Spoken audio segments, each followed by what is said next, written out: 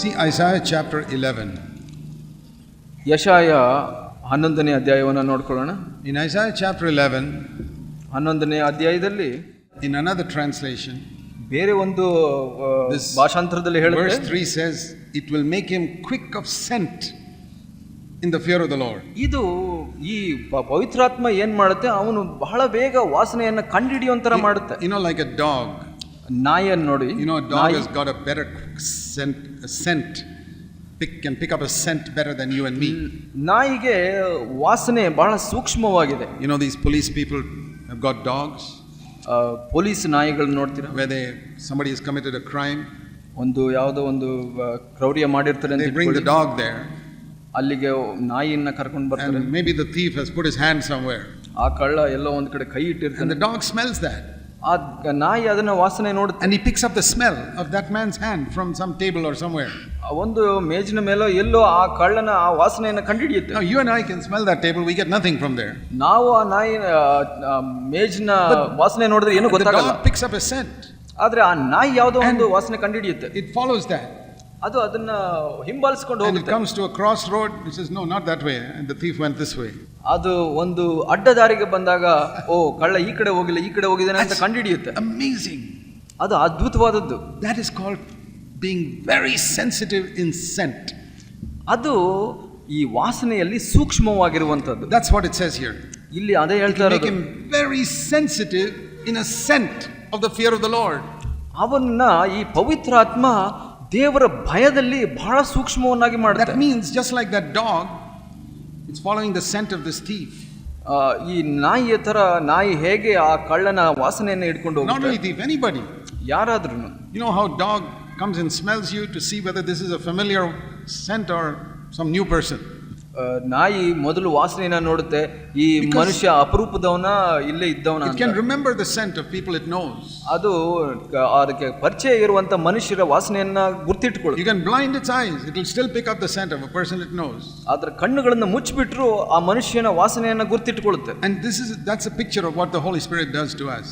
ಇಲ್ಲಿ ಆ ಪವಿತ್ರಾತ್ಮ ಮಾಡುವಂತ ಚಿತ್ರಣ ಇದು. When I am filled with the Holy Spirit, ನಾನು ಪವಿತ್ರಾತ್ಮನಿಂದ ತುಂಬಲ್ಪಟ್ಟಾಗ the fear of the Lord becomes so sensitive in me. ದೇವರ ಭಯ ಬಹಳ ಸೂಕ್ಷ್ಮವಾಗಿ ಬಿಡುತ್ತೆ. I come to some place where I have to take a decision. ನಾನು ಒಂದು ಅಡ್ಡದಾರಿಗೆ ಬರ್ತೀನಿ, ನಾನು ನಿರ್ಧಾರ ಮಾಡಬೇಕು ಯಾವುದೋ ವಿಷಯದಲ್ಲಿ. Should I do this or should I do that? ಇದು ಮಾಡ್ಲಾ ಅಥವಾ ಅದು ಮಾಡ್ಲಾ? Immediately, like the dog chooses the correct track, ತಟ್ಟನೆ ನಮಗೆ ಇದೇ ಮಾಡಬೇಕು ಅಂತ ಗೊತ್ತಾಗುತ್ತೆ. ನಾಯಿ ಮಾಡೋದು this way. ಪವಿತ್ರಾತ್ಮ ಹೇಳುತ್ತೆ ಇದನ್ನೇ ಮಾಡಬೇಕು. You know, some television program is going on.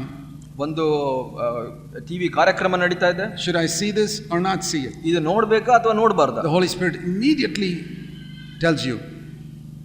ಪವಿತ್ರಾತ್ಮ ತಟ್ಟನೆ ಹೇಳುತ್ತೆ ನಿಮಗೆ, that's not for you. ಅದು ನೋಡಬಾರ್ದು, ನಿನಗಲ್ಲ ಅದು. And you turn it off. ಅದನ್ನ ಆರಿಸ್ಬಿಡ್ತೀರಾ. It's a wonderful thing to be led by the Holy Spirit. ಪವಿತ್ರಾತ್ಮನಿಂದ ನಡೆಸಲ್ಪಡೋದು ಬಹಳ ಅದ್ಭುತವಾದದ್ದು. You don't need 10 commandments or 10,000 commandments like the Old Testament people. ಹಳೆ ಒಡಂಬಡಿಕೆಯವರ ತರ 10 ಆಜ್ಞೆಗಳು ಅಥವಾ 1000 ಆಜ್ಞೆಗಳು ಯಾವುದು ಬೇಕಾಗಿಲ್ಲ. You know, in the Old Testament, if you wanted to find out is this right or wrong, ನೀವು ಹಳೆ ಒಡಂಬಡಿಕೆಯಲ್ಲಿ ಇದು ಸರಿನಾ ತಪ್ಪಾ ಅಂತ ಕಂಡುಹಿಡಿಯಬೇಕು. you go to the priest. ಆ ಒಂದು ಯಾಜಕನ ಬಳಿಗೆ ಹೋಗಿ, the priest will say, wait, let me just check up, what is your problem?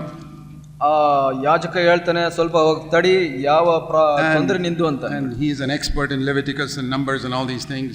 ಅರಣ್ಯ ಕಾಂಡ, ಯಾಜಕ ಕಾಂಡದಲ್ಲಿ ಬಹಳ ಪರಿಣಿತನಾಗಿರ್ತಾನೆ. I found out this verse. ಅವನು ನನಗೆ ಈ ವಾಕ್ಯ ಸಿಕ್ತು, this is what you should do. ನೀನು ಇದನ್ನೇ ಮಾಡಬೇಕು. But in the New Testament, you don't need all those things. ಆದ್ರೆ ಹೊಸ ಒಡಂಬಡಿಕೆಯಲ್ಲಿ ನಿಮ್ಗೆ ಅದೆಲ್ಲ ಬೇಕಾಗಿಲ್ಲ. You don't need all those books. ನಿಮಗೆ ಆ ಪುಸ್ತಕಗಳೇ ಬೇಕಾಗಿಲ್ಲ. You don't even need a priest. ನಿಮಗೆ ಯಾಜಕನು ಕೂಡ ಬೇಕಾಗಿಲ್ಲ. Everything is replaced by the Holy Spirit. ಎಲ್ಲವನ್ನು ಪವಿತ್ರಾತ್ಮನು ಬೇರೆ ಮಾಡಿದೆ. That makes you quick of scent. ಅದು ನಿಮಗೆ ಸೂಕ್ಷ್ಮ ಮಾಡುತ್ತೆ. Now if you are not filled with the Holy Spirit, then of course you won't have it.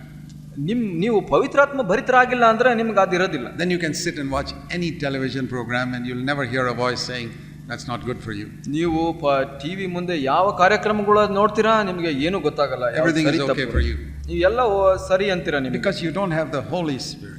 ಯಾಕೆಂದ್ರೆ ನಿಮಗೆ ಪವಿತ್ರ ಆತ್ಮ ಇಲ್ಲ. Maybe you have a noisy spirit. ನಿಮಗೆ ಶಬ್ದದ ಆತ್ಮ ಇರಬಹುದು. Or emotional spirit. ನಿಮಗೆ ಮನೋಭಾವಿಕ ಆತ್ಮ ಇರಬಹುದು. That's some other spirit. ಅದು ಬೇರೆ ಆತ್ಮವಾಗಿದೆ.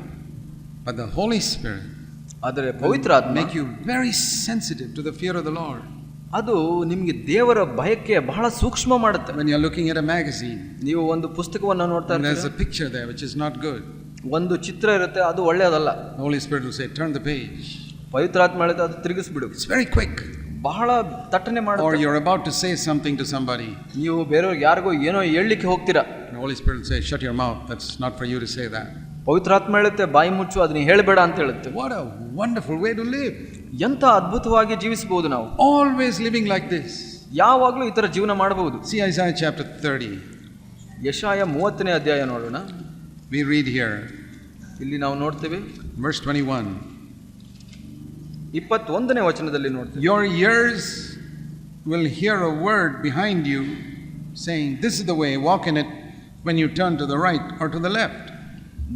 ನೀವು ಬಲಕ್ಕಾಗಲಿ ಎಡಕ್ಕಾಗಲಿ ತಿರುಗಿಕೊಳ್ಳುವಾಗ ಇದೇ ಮಾರ್ಗ, ಇದರಲ್ಲಿ ನಡೆಯಿರಿ ಎಂದು ನಿಮ್ಮ ಹಿಂದೆ ಆಡುವ ಮಾತು ನಿಮ್ಮ ಕಿವಿಗೆ ಬೀಳುವುದು. It's not very clear here. Another translation makes it clearer.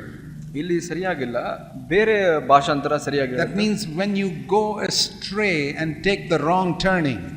ನೀವು ದೇವರಿಂದ ಸ್ವಲ್ಪ ದೂರ ಹೋಗಿ ತಪ್ಪು ದಾರಿಯನ್ನ You came to this crossroad. ನೀವು ಈ ಅಡ್ಡದಾರಿಗೆ ಬರ್ತೀರಾ, and you turn right. ನೀವು ಬಲಕ್ಕೆ ತಿರುಗ್ತೀರಾ. Holy Spirit say, no, come back, go left. ಪವಿತ್ರಾತ್ಮ ಹೇಳುತ್ತೆ ಹಿಂದೆ ಬಾ, ಎಡಗಡೆ ಹೋಗು. It's like this dog following the scent. ಈ ನಾಯಿ ವಾಸನೆಯನ್ನು and comes to this crossroad.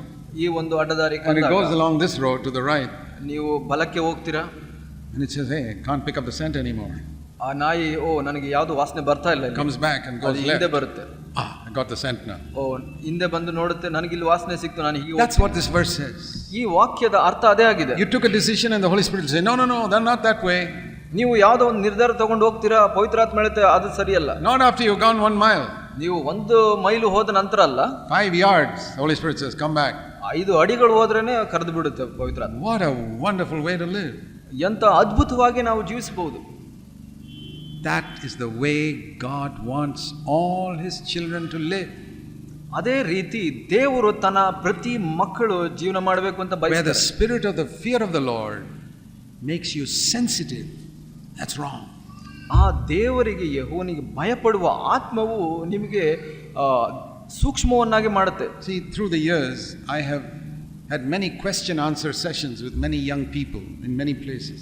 ನಾನು ಬಹಳ ವರ್ಷಗಳಿಂದ ಬಹಳ ಕಡೆಗಳಲ್ಲಿ ಯೌವನಸ್ಥರ ಪ್ರಶ್ನೆ ಉತ್ತರ ಕೂಟಗಳು, even older people, ಈವನ್ ವಯಸ್ಕರಿಗೂ ಕೂಡ ಪ್ರಶ್ನೆ ಉತ್ತರ ಕೂಟಗಳು ನಡೆಸಿದ್ದೀನಿ. Many times the questions are, Brother Zach, is this right to do this? Is it wrong to do that?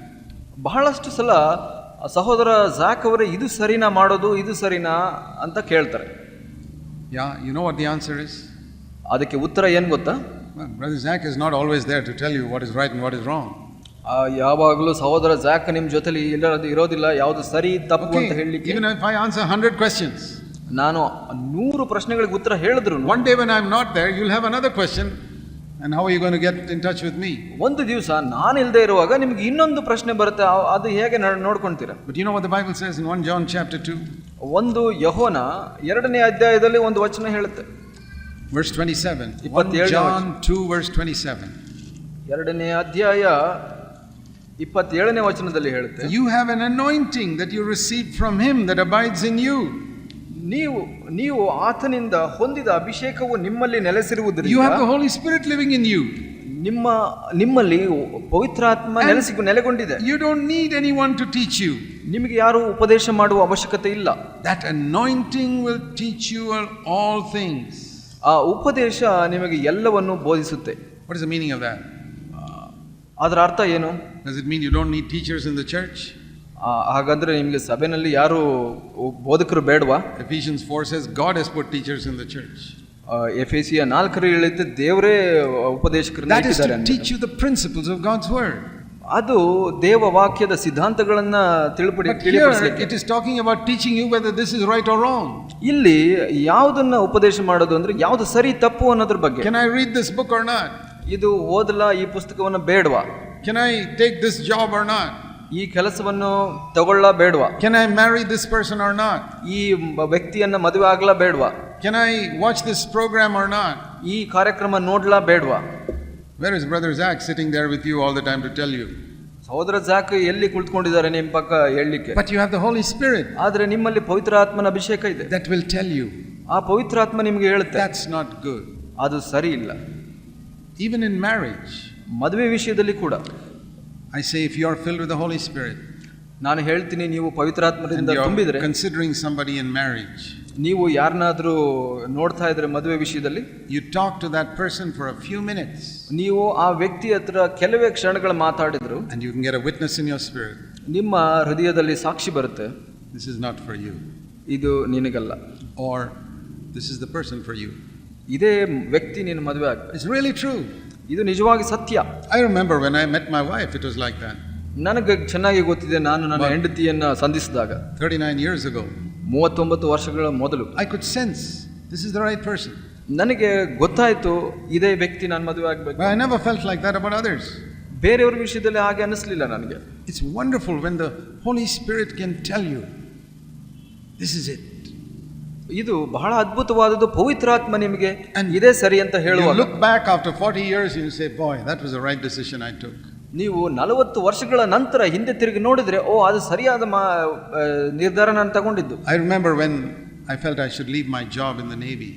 ನನಗೆ ನೆನಪಿದೆ, ನಾನು ನೌಕಾಪಡೆಯಲ್ಲಿ ಕೆಲಸ ಬಿಡಬೇಕಾದಾಗ witness in my spirit. ನನಗೆ ನನ್ನ ಆತ್ಮದಲ್ಲಿ ಒಂದು ಸಾಕ್ಷಿ ಬಂತು. And other people couldn't understand. They didn't agree with me. ಬೇರೆಯವರಿಗೆ ಗೊತ್ತಾಗ್ಲಿಲ್ಲ, ಅವರು ಸರಿ ಇಲ್ಲ ಅಂತ ಹೇಳಿದ್ರು. I knew it was right. ನನಗೆ ಗೊತ್ತಿತ್ತು ಅದು ಸರಿ ಅಂತ. Now I look back after 40 years, it was absolutely right. ಇವತ್ತು 40 ವರ್ಷಗಳ ನಂತರ ಹಿಂದೆ ನೋಡಿದ್ರೆ ನಾನು ಅದು ಸರಿಯಾದ. If you listen to the voice of the Spirit, ನೀವು ಆ ಪವಿತ್ರಾತ್ಮನ ಮಾತನ್ನ ಕೇಳಿದ್ರೆ, you'll be protected from so many wrong things.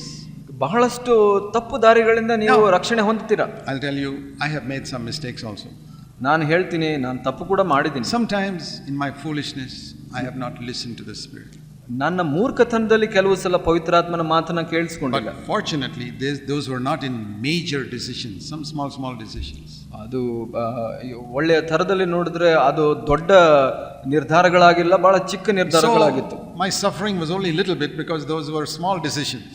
ಯಾಕೆ ಅಂದ್ರೆ ಅದು ಚಿಕ್ಕ ನಿರ್ಧಾರಗಳಾಗಿದ್ರಿಂದ. But those I regret that I did not listen to the Holy Spirit in those small things. ನನಗೆ ದುಃಖ ಆಗುತ್ತೆ, ಆ ಚಿಕ್ಕ ವಿಷಯದಲ್ಲೂ ನಾನು ಪವಿತ್ರಾತ್ಮನ ಮಾತು ಕೇಳಿಲ್ಲ. I wish I had listened to the Holy Spirit in everything. ನಾನು ಬಯಸ್ತೇನೆ ಎಲ್ಲಾ ವಿಷಯದಲ್ಲೂ ಪವಿತ್ರಾತ್ಮನ ಮಾತು ಕೇಳಬೇಕಾಗಿತ್ತು. I can advise you, let the Spirit of the Lord make you quick in scent. What is the direction the fear of the Lord should take you? ನಾನು ನಿಮಗೆ ತಿಳುವಳಿಕೆ ಕೊಡ್ತೀನಿ, ನೀವು ಆ ಪವಿತ್ರಾತ್ಮನ ಭಯದಲ್ಲಿ, ಆ ಸೂಕ್ಷ್ಮತೆಯಲ್ಲಿ ತುಂಬಿರಿ, ನೀವು ಯಾವ ದಾರಿಯಲ್ಲಿ ಹೋಗ್ಬೇಕು ಅನ್ನೋದ್ರ ಬಗ್ಗೆ.